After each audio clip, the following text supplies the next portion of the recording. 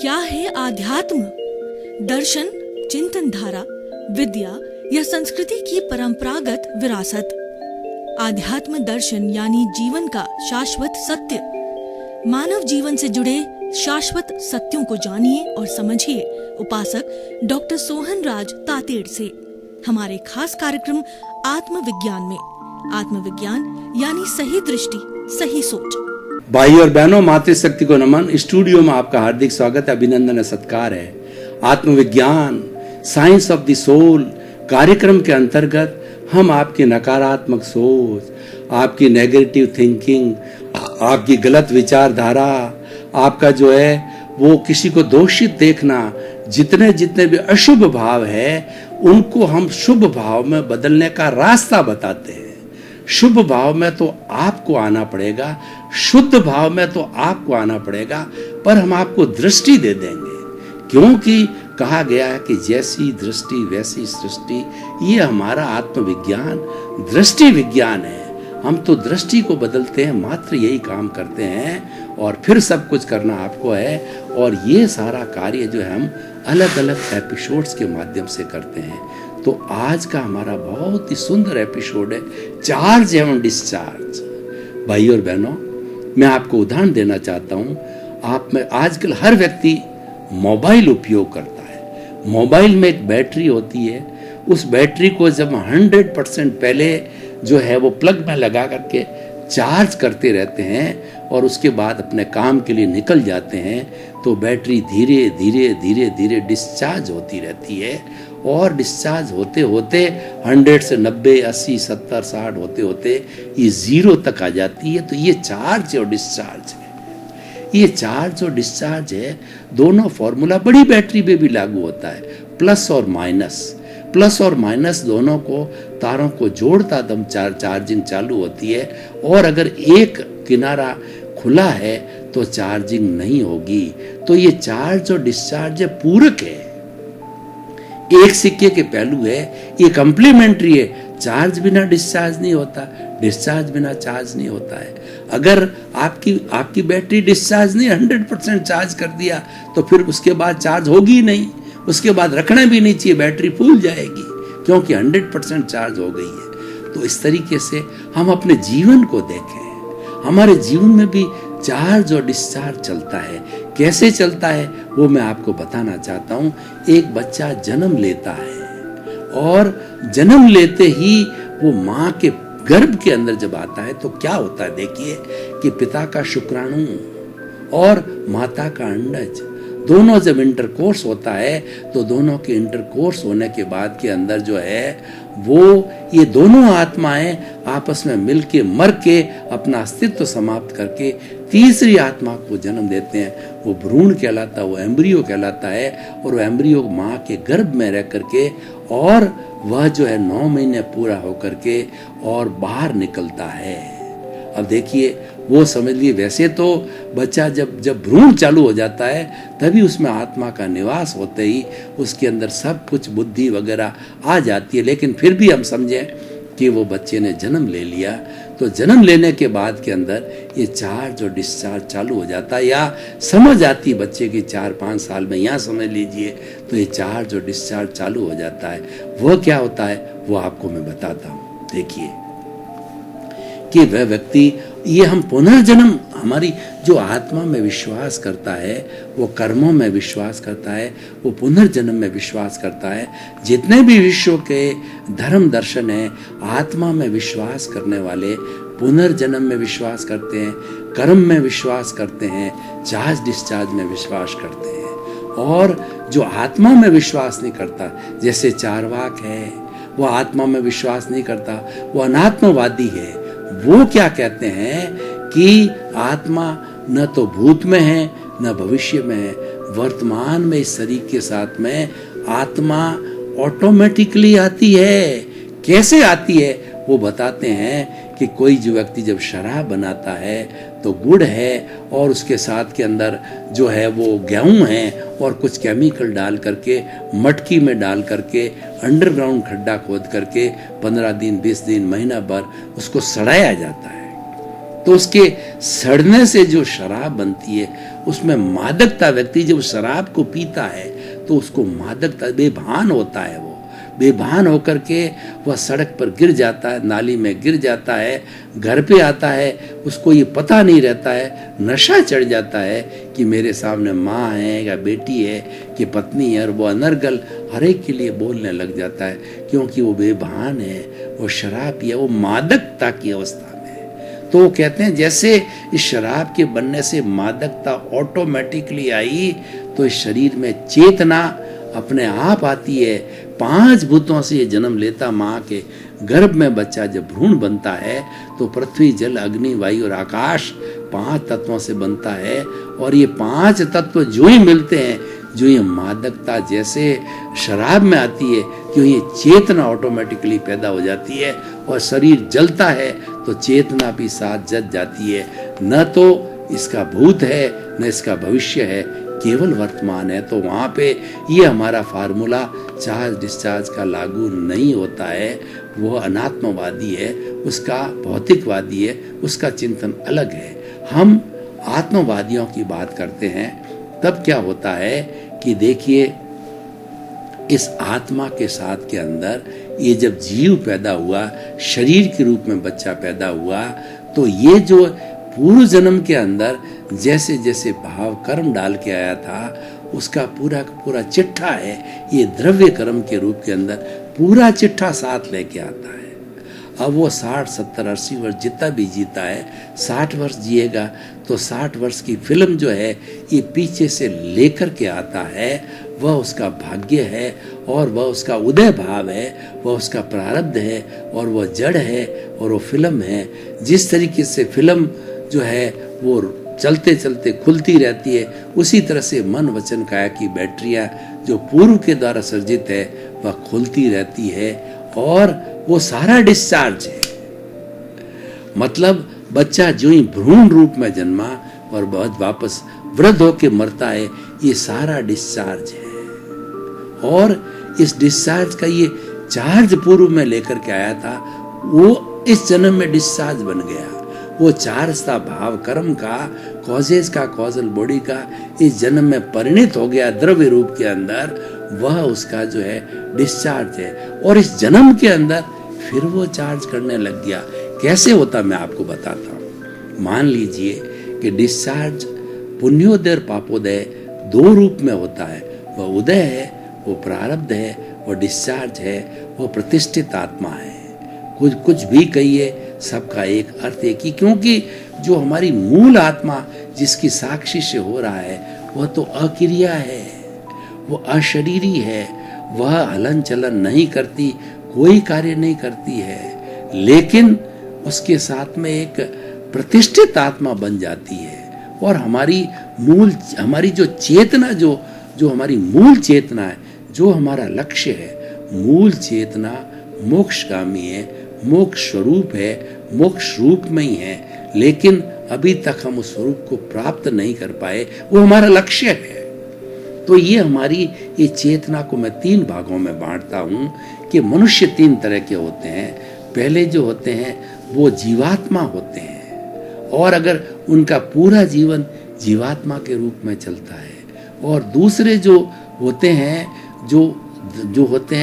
वो होते हैं वो अंतरात्मा, पिछले जन्म से भी ज्ञान लेके आ सकते हैं, इस जन्म में भी वो ज्ञान लेके अंतरात्मा बनते हैं। जीवात्मा और अंतरात्मा में डिफरेंस क्या है कि जीवात्मा के अंदर चार्ज और डिस्चार्ज जो है वह चलता ही रहता है, और लेकिन उसके अंदर ज्ञान का अभाव होता है। ज्ञान के अभाव में चार्ज बहुत ज्यादा बनता है, यानी वो अज्ञा है, बहुत पावरफुल हो जाती है, और वह जन्म जन्मांतर में ऐसा प्राणी है, वो कभी भी पुरुषार्थ है, वो जीवात्मा है, वो मूल आत्मा को प्राप्त नहीं कर सकता है। मूल आत्मा को प्राप्त करने के लिए, मुक्ति को प्राप्त करने के लिए बीच की स्टेज जो है अंतरात्मा बनना पड़ेगा। तो ये चार्ज डिस्चार्ज तो दोनों में ही चलते हैं, लेकिन जो अंतरात्मा बन गया वो उसके अंदर डिस्चार्ज चलता है और चार्ज होता है, वो नहीं के बराबर होता है। हम ये नहीं कह सकते हैं कि चार्जिंग नहीं होता है, लेकिन क्योंकि उसके जो है राग द्वेष, जो कर्म बंधन के कर्ता भाव, मालिकी भाव और राग द्वेष है, वह ज्ञान लेने से जो है वो बहुत न्यून हो जाते हैं, तो वो नहीं के बराबर बनता है। वो नहीं के बराबर बनने के कारण जो उसका डिस्चार्ज रूप के अंदर जन्म जन्मांतर का जो राग द्वेष बर्फ की सीला की तरह जो है वो भरा हुआ है, वो डिस्चार्ज होता रहता है। 1 कर्म 2 कर्म 5 कर्म 5 जन्म, और अधिकतम कहते हैं 10 जन्म लेता है। और वो अधिकतम 10 की सीमा 15 की सीमा क्यों हुई कि उसका चार्जिंग न्यून हो गया। मैं ये कहूँ कि बिल्कुल चार्ज नहीं होता है तो ये अतिशयोक्ति हो जाएगी, क्योंकि मैं वो कहने का अधिकारी नहीं हूँ। वो कहने का अधिकारी तो केवल ही है। तो मैं मानता हूँ कि चार्ज और डिस्चार्ज दोनों होता है, लेकिन ज्ञान लेने के बाद चार्जिंग की न्यूनता कम हो जाती है। तो अब भाई और बहनों, आकर के हम देखिए मूल पे आते हैं कि चार्ज ये जो चल रहा है वो डिस्चार्ज चल रहा है। अब उस डिस्चार्ज के अंदर मान लीजिए पुण्योदय चल रहा है। पुण्योदय के अंदर जो है धन मिला, परिवार मिला, अच्छी पत्नी मिली, अच्छे बेटे मिले, सब सुख सुविधा मिली, घर मिला और अच्छा बंगला मिला। ये सारा पुण्योदय चल रहा है और ये हमारा सारा डिस्चार्ज चल रहा है। अब यहाँ पर एक प्रश्न खड़ा होता है कि आप अज्ञानी हो तो उसके में लुब्ध हो जाओगे, कर्ता भाव आ जाएगा और मालिकी भाव आ जाएगा आप में। ये घर मेरा है, ये परिवार मेरा है और मैं इसका पति हूँ, मैं इसका बेटा हूँ, मैं इसका दादा हूँ, मैं करने वाला हूँ और ये मेरा ही मालिकिनी भाव, मालिकी भाव और कर्ता भाव ये जीवात्मा होता है। और अगर वो पीछे से ज्ञान लेके आया है या इस जन्म में उसके पुण्योदय से कोई ज्ञानी मिल गए, कोई गुरु मिल गए, उन्होंने उसको ज्ञान दिया। ज्ञान देने से क्या होता है, उसको अपने स्वरूप की जानकारी करा देता है कि तुम तो शुद्ध आत्मा हो और ये जो चल रहा है ये तो जड़ है, ये तो तुम्हारा डिस्चार्ज चल रहा है और तुम जो है अपने स्वभाव में रमण करो। वो उसको पुरुषार्थ देता है, उसको प्रतीति कराता है और 3 फोल्डर एक साथ खड़े करता है, प्रतीति 100% दे करके और उसको शुद्ध आत्मा की करा देता है और जागृति करा देता है। जागृति का फोल्डर खोल देता है। 15% वह जो उसके ऊपर जो कहना चाहिए कि वो ज्ञानी पुरुष उस पर कृपा करके 15% जो है जागृति का फोल्डर क्रिएट कर देता है। 2% जो है वो कहना चाहिए अनुभव का फोल्डर क्रिएट कर देता है, यानी सब क्रिएशन कर देता है, पूरा सिस्टम बना के दे देता है। 100% प्रतीति और 15% लक्ष्य यानी जागृति और 2% पुरुषार्थ और कहता तुम जीवन भर नहीं, अब तुम्हें ज्ञान मिल गया है, जितने भी भव करके मुक्त होते हो उतने तो तुम जागृति में रहो। जागृति क्या है कि मैं तो शुद्ध आत्मा हूँ, मैं तो ज्ञाता हूँ, मैं तो दृष्टा हूँ, मैं तो जानने वाला हूँ, मैं तो देखने वाला हूँ, मैं तो अनंत ज्ञान वाला हूँ, मैं अनंत दर्शन वाला हूँ, मैं अनंत शक्ति वाला हूँ, मैं अनंत सुख का धारण हूँ, मैं अमूर्त हूँ। इसके सैकड़ों जो इसके नाम है, उसकी भजना करो, उसकी भक्ति करो, उसके साथ रहो, उसके स्वभाव में रमण करो, उसकी अनुभूति करो। वो जागृति है, वो अनुभूति है, सही शब्द है, अनुभूति है। अज्ञा में तन्माकार होते हैं और पुरुषार्थ में अनुभव बढ़ता है। अज्ञा के अंदर हमारा डिस्चार्ज के साथ हम जुड़ते हैं और ये पुरुषार्थ अलग है, डिस्चार्ज अलग है।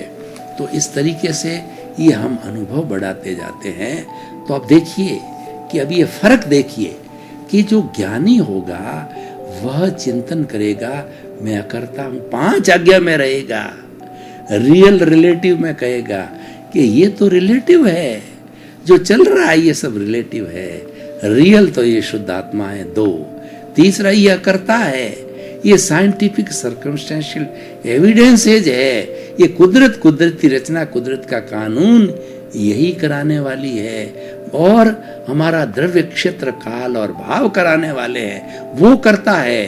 काल स्वभाव कर्म पुरुषार्थ नियति करता है, और लेकिन मैं तो जो है एक शुद्ध आत्मा रूप के अंदर मैं तो करता हूं। नो डूअरशिप, नो ऑनरशिप, सब समाप्त हो जाती है। यह ज्ञान और अज्ञान का फर्क होता है। फाइलों का संभाव से निपटारा करता है और हर क्षण जागृति में रहता है। जागृति से अजागृति में आएगा तो वो सामायिक आलोचना, प्रतिक्रमण, प्रत्याख्यान करेगा, फाइलों का संभावपूर्व निपटारा करेगा, किसी को दोषित जानेगा तो प्रायश्चित करेगा। अरे मैंने इसको दोषित समझ लिया, इसके प्रति बुरे भाव आए, वो मेरे ही भाव है, मैं क्षमा याचना करता हूँ। भीतर विराजमान प्रभु से क्षमा करेगा, प्रभु मुझे क्षमा करो, क्षमा करो। जिसके प्रति बुरा भाव आ गया, जिसको दोषित दे गया, उसकी शुद्ध आत्मा से क्षमा याचना करेगा और फिर से ये न करने का प्रत्याख्यान करेगा सामायिक, और अपने दोषों को स्वीकार करेगा कि मैंने भव भवांतर में सारे दोष किए। ये जो डिस्चार्ज चल रहा है, चाहे पुण्य का है चाहे पाप का है, ये दोष मेरे ही किए गए। सामायिक आलोचना, प्रतिक्रमण, प्रत्याख्यान से वो शुद्धिकरण करेगा।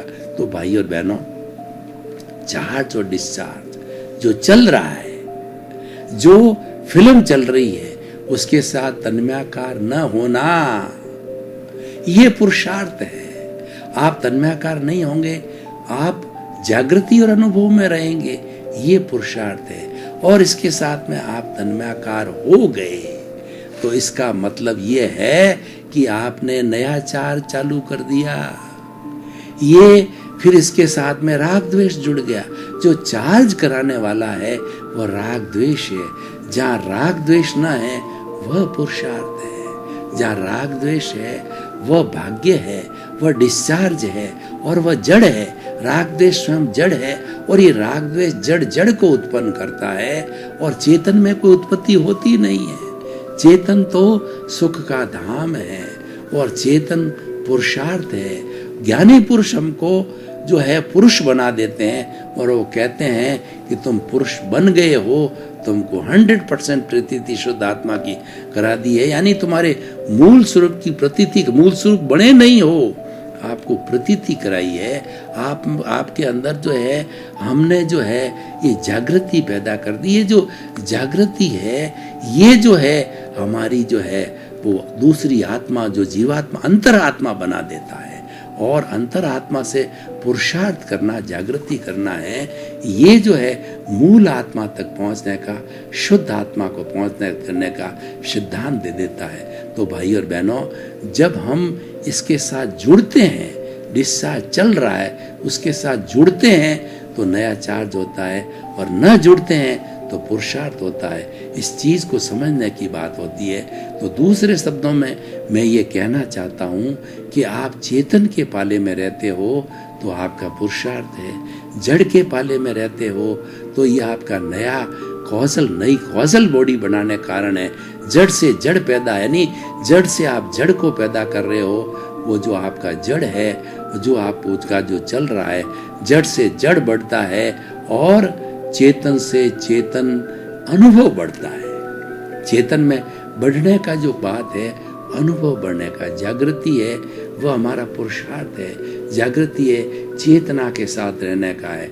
जागृति है वो प्रज्ञा के साथ रहने का है। जो हमारी प्रतिष्ठित आत्मा में एक प्रज्ञा का खाना है और एक अज्ञा का खाना है। जो प्रज्ञा का खाना है वो हमारी जागृति का खाना है, और जो अज्ञा का खाना है वह फिर से जो है नया चार्ज करने का जो है खाना है।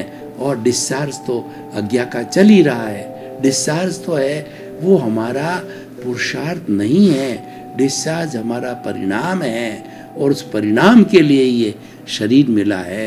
ये मन वचन काया रूपी शरीर है, पूर्व जन्म के कर्मों के भुगतान के लिए मिला है, और वही सारा भाग्य है, वही सारा पुण्य पाप है, और वह तो अपने रफ्तार से चलता रहेगा। वह डिस्चार्ज है। उसके साथ तन्मयाकार होना वह चार्ज है, और चार्ज होने से हम नए कॉज डालेंगे। जैसे कि उदाहरण के चार्ज कैसे होगा कि हमारे सामने हमको कोई गाली दे रहा है, ये हमारा पापोदय चल रहा है, हमको कोई ठोक रहा है, हमको कोई पीट रहा है, तो हम उसको दोषित जानेंगे, हम उसके प्रति राग द्वेष करेंगे, तो हम चार्ज की अवस्था में आ गए। किसी को दोषी मानना और किसी के प्रति बुरा भाव करना, किसी को दुख देना है, ये चार्जिंग चालू हो जाता है। और वह चार्जिंग चालू होते ही हमारे भाव कर्म बनने चालू हो जाते हैं और वह हमारे कॉजेज पढ़ने, एक भाव को हम एक कॉजेज कहते हैं और ऐसे बहुत से भाव इकट्ठे हो जाते हैं तो कॉजल बॉडी कहलाती है। और वो राग द्वेष का पुतला, कॉजल बॉडी राग द्वेष है। राग द्वेष से हम जुड़ गए तो हम राग द्वेष फिर पैदा हो गया, नए कॉजेज बढ़ गए और इस कॉजल बॉडी की डेंसिटी, घनत्व, वॉल्यूम फिर हमने बढ़ा दिया। और हमने अगर जो है इसके साथ नहीं जुड़े, हम ज्ञानी हैं और तो हमने जागृति में चले गए, हम तो पुरुषार्थ में चले गए, तो फिर हम नहीं जुड़े। तो इसीलिए कहा गया है कि भाव बिगाड़ोगे भाव बिगड़ेगा, भाव सुधारोगे भाव सुधरेगा। जो हमारा कर्मों का बंधन होता है, कॉजेज बढ़ता है, वो भावों से बनता है। भाव भीतरी जगत के अंदर है, भाव सूक्ष्म है, भाव जो है हमारी आत्मा की शक्ति है और जो द्रव्य में बदल जाते हैं तब वो जड़ की शक्ति हो जाती है और फिर वो कुदरत के ताबे चला जाता है। और भाव बनाने के पहले वो स्वतंत्र होता है, वह पुरुषार्थ कहलाता है। प्रतंत्र होने के बाद के अंदर वो डिस्चार्ज कहलाता है। और जब भाव डलता है तो डलने के बाद के डलते ही वो चार्जिंग कहलाता है। मैं आपको एक और ज्यादा उदाहरण के तौर पे प्रतंत्र और स्वतंत्र कैसे होता है मैं बताना, चार्ज डिस्चार्ज का तो मैंने बैटरी के माध्यम से बताया, स्वतंत्र प्रतंत्रता की मैं बात बताना चाहता हूँ। अच्छी बारिश हो गई है, किसान के अच्छा खेत है, उसके पहले उसने सफाई कर दी है, अब जो फाइनली बीज डालने के लिए जा रहा है तो अच्छे शंकर, बाजरा और 2 पोटली लेके जा रहा है। एक पोटली में तो शंकर बाजरा है और हमारे यहाँ जो खरीफ की फसल होती है, जो ईश्वर के द्वारा दिया गया, इंद्र देवता के द्वारा दिया गया मीठे पानी से फसल होती है। और जिसके ट्यूबवेल नहीं होता है या कुआं होता है तो खारा पानी होता है, फसल नहीं हो सकती। वो सिर्फ खरीफ की फसल एक बार ईश्वर की जो है कृपा से होती है। तो 2 पोटली लेके गया, एक में बाजरा और खरीफ की फसल में दूसरी चीजें जो उगती है, मूंग होता है, मोट होता है, तिल होता है, गवार होता है, काकड़ी के बीज होते हैं, मतीरी के बीज होते हैं और कुछ भी डाला जा सकता है जो कि सावणु फसल में होता है। तो वो लेके जाता है और रास्ते में चिंतन करता है कि इसके भाव ज़्यादा है या इसके भाव, कोई निर्णय वो नहीं कर पाता है। तो हमारे यहाँ पे तो जो सावणु फसल करते हैं बेचारे जो है वो बाजरी बोते हैं, वो नफ़ा नुकसान नहीं देखते हैं, बाजरी को सुरक्षित रख के 12 महीने तक उनका भोजन चलता है, उसमें वो उबते नहीं है, उसको कई तरह से यूज़ करते हैं और बेचने की दृष्टि से जाते हैं। वो लोग जिनको इसकी चिंता नहीं है रोजी रोटी की, बाजरी की, तो वो खरीफ डालते हैं। तो कुछ भी हो, जब डाल दिया, जब बीज को डाल दिया, हल चला दिया, बाजरा का बीज बो दिया, अब बाजरा मिलेगा। बोते ही प्रतंत्र हो गया। जो बोना है वह चार्जिंग है और बोने के बाद का क्षण है वो डिस्चार्ज होगा। ये देखिए, बोना चार्जिंग है और जो है वो उसको काटना जो है वो डिस्चार्ज है, उगना है वो सारा डिस्चार्ज। हमने जैसे भाव कर्म कर लिया वो हमारा चार्जिंग हो गया और वो चार्जिंग इकट्ठे होते होते कॉजल बॉडी अगले जन्म में वो द्रव्य कर्म के रूप में होगा और द्रव्य कर्म के रूप में भुगतान चालू होता रहेगा। वो सारा जड़ का सिस्टम है, वो सारा प्रकृति के अधीन है, कुदरती रचना, कुदरत के कानून के अधीन है। और जो जो भाव न डालना वो सारा आपका पुरुषार्थ है और भाव को डाल देना अच्छे या बुरा जो है, ये सारा चार्जिंग पॉइंट है। भाई और बहनों, आपका बहुत बहुत धन्यवाद। आप हमारा आत्मविज्ञान कार्यक्रम बराबर देख रहे हो। आत्मविज्ञान कार्यक्रम की आत्मा हो, आप इसको देखते रहिए। आपको विवेक मिलेगा, आपको जागृति मिलेगी, आपको पुरुषार्थ और जो है भाग्य का जो है वो भेद मिलेगा। हमें क्या करना है इसका विवेक मिलेगा। आप हमारे साथ जुड़े रहिए। आपकी कोई शंका हो तो हमारे पीछे लिखा हुआ ईमेल और हमारा जो है वो जो हमारा मोबाइल नंबर, ईमेल, हमारी वेबसाइट और हमारा ऐप है, उसके माध्यम से आप अपनी जिज्ञासा का समाधान कर सकते हो। आपके प्रति मंगल भावना। आत्मविज्ञान में आत्मविज्ञान यानी सही दृष्टि, सही सोच।